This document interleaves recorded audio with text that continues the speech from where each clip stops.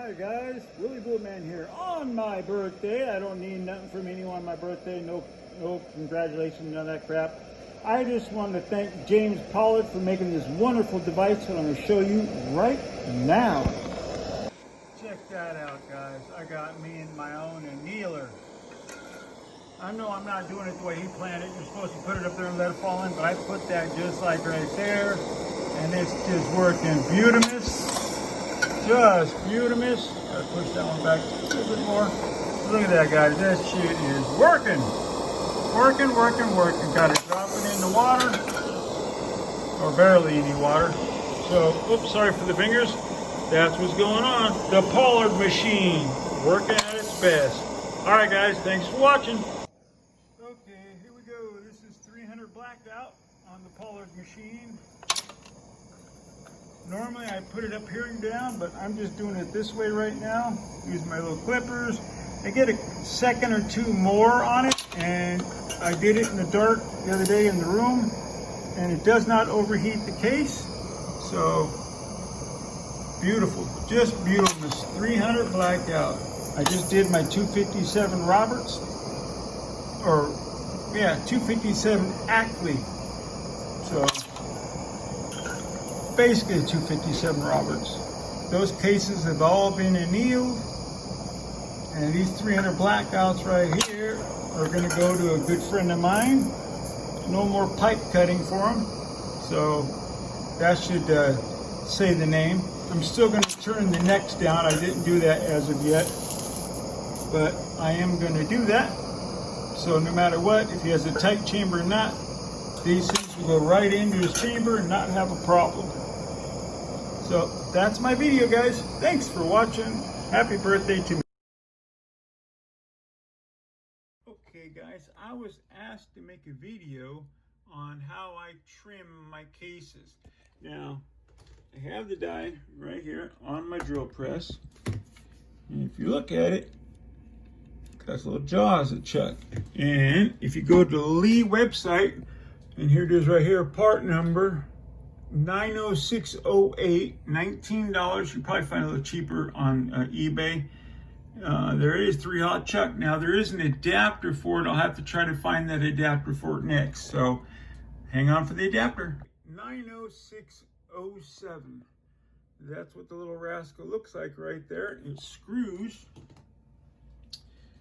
into the back of your chuck right here. So it locks it into your drill. You can see it right there, that little gray thing. Yeah, well, actually, you really can't see it. It's kind of far down in there. There it is. You can see way down in there. But this, Eagle Eye Shooting told me about this. Kenny's a great guy. That was a great item. I also use my Foster. I have a 30 cal jig on it right now because I'm doing 300 blackout that I just got done using the Foster machine to anneal them. And here's the part number, HOT100. Now this kit comes with, let's see if I can get it out of here. Where did it go? This little rascal right here. This I'll throw as far as you can, because what you got to do is you put your case in here and it turns it down in there. And this will just literally scratch the pee-high out of your case. As the screw digs into your case and kind of ruins your case. So not advisable. But let me show you how I turn my necks. Alrighty, well, first of all, it's gonna be kind of hard because I got the damn camera at the wrong angle. But you turn it on, you turn it, and of course it falls. It always happens on the show, always happens on a video. When you make a damn video, stuff goes wrong. I was annealing some cases. Of course, they didn't want to fall in right.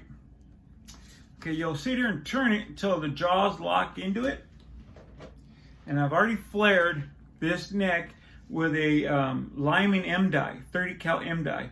So I love that 30 cal M die. It opens it up just enough, and it goes down even. So it's opened all the way through to the 309 diameter, or it's probably like 308. I don't know. Now you got me. I got myself wondering my own question. Let's take a look. Let's see what this is. Let's zero it out. Come in here. And let's take a look. Okay, what's going on?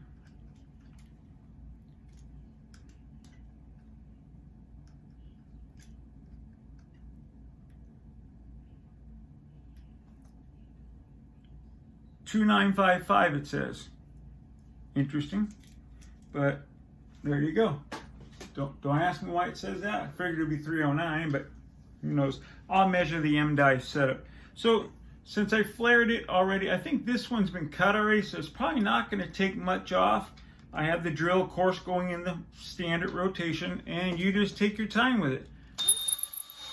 Yeah, see, this one's already been cut, so it's not going to remove anything off of here. So I'll try to find one that you can actually see the brass coming off. Okay, this is my M die, and if you come right there, what's nice about it is that full shank goes into the case, and it doesn't act like the Lee Universal. It puts a cone on it. With this little rascal, slide right down in your case, open it just enough for that case to go inside. And let's see what this actually zeroed out. For some reason, oh, come on, 0. And this is 308. That's what I thought, 308 exactly. And it's great because, it's all the same taper. It has a little taper in the front to help get in the case, and it just opens it up just right. I've never had a case too flared where a jacketed or a lead bullet wouldn't stick into it. But I am going to be buying a bunch of these. These unscrew. As you can see, it just unscrews. So I'm going to be trying to find a bunch of these.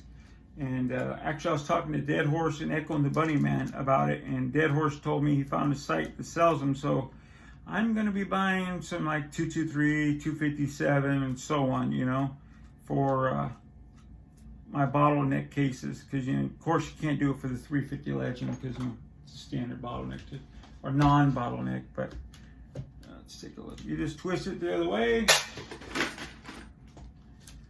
Back it up a little bit.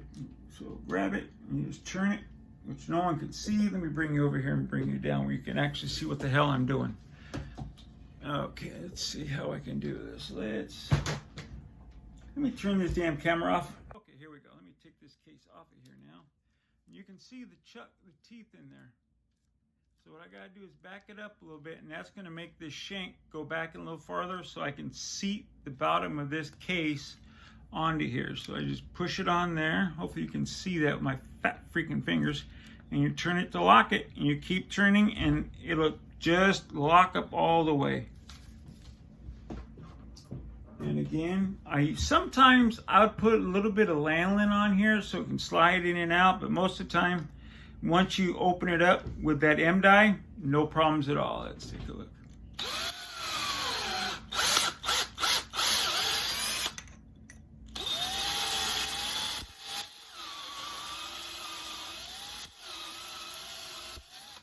There you go. I should have measured the outer diameter, but it should be 13 thousandths. Should be. Let's take a look. Okay, zero that. I need new batteries for these damn things.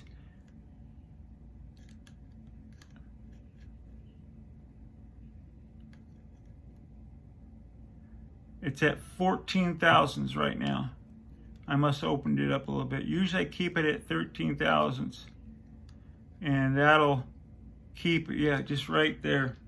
So if you have a tight chambered 300 blackout, that you pretty much have to cut the necks if you don't. Like, who was it? Damn it. PPC, I believe it was. The cases were horrible. When you chopped the shoulder off and reflared it to 300 black, it was just horrible. Oh, the chicken wings. Just freaking horrible. It wouldn't lock up in your gun, or it would lock your gun up. And again, Foster's, man. So you got to get, when you buy this, you got to have to buy the collet also, and I'll try to look up the collet for the part number.